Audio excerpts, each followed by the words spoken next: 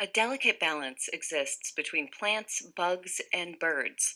Obviously, the bugs eat plants and the birds eat the bugs, but one element we might not think about is the effect non native plants have on that food chain. Professor Doug Tallamy has thought about it and written about it.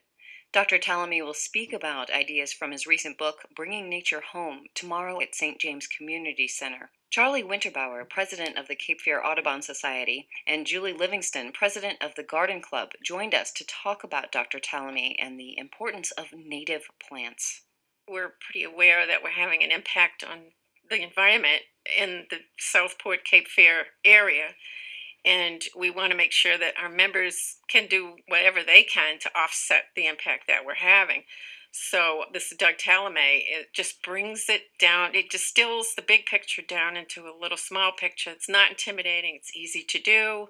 I've had him in town twice so far now, and his talk, as I describe it on the web, is anecdotal, humorous, and factual. It's all of the above, and he presents it very well. He's a nice guy, and it comes across in his talk. This is not just about how to make prettier flowers or how to attract the prettiest birds. This is about sustainability.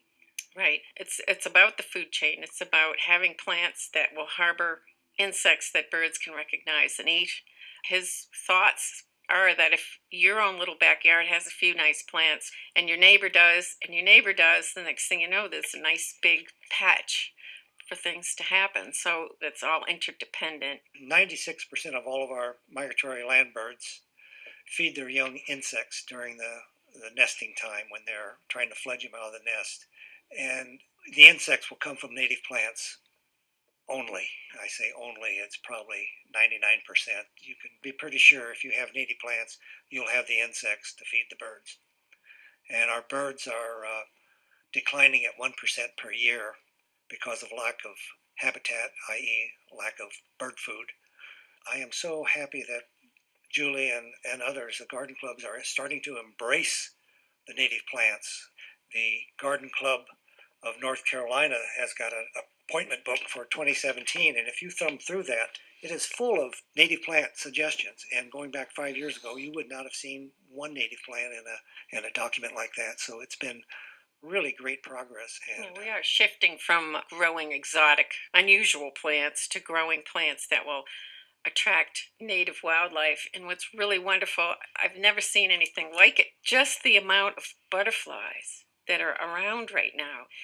And they're all working on these native plants. It's just phenomenal, the amount of life. But if you have, say, an exotic plant from Asia, they don't attract native insects. They don't know what these plants are. There's nothing for them to eat on them.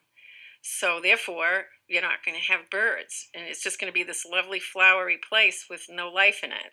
We're shifting from our prowess as gardeners to maybe our ability to care for nature and really have a good place to live. That was Charlie Winterbauer, president of the Cape Fear Audubon Society, and Julie Livingston, president of the St. James Garden Club.